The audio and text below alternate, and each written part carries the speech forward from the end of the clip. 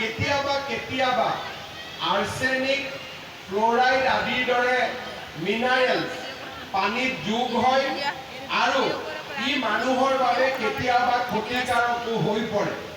সেইকাৰণে চৰকাৰৰ সদায় প্ৰচেষ্টা থাকে যে যিকোনো পানী যোগান আঁচনি আমি যাতে নদী বা আমাৰ পানীৰ যি বৈ থকা পানীৰ পৰা আমি তাক উৎস হিচাপে ল'ব পাৰোঁ।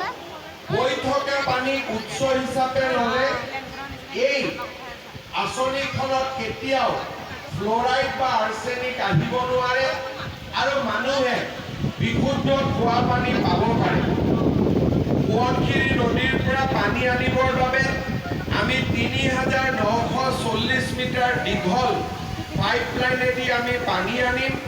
ইয়াতে ৮.৭০ মিলিয়ন লিটাৰ প্ৰতিদিন শোধন কৰিব পৰা আমি শোধনৰ বাবে প্ৰক্ৰিয়া আমি ইয়াতে স্থাপন কৰিম আৰু তাৰ লগে লগে ১২,৪৫০ মিটাৰ দীঘল পাইপলাইনেৰে ৰাইজৰ ঘৰলৈ আমি পানী দিবলৈ চেষ্টা কৰিম।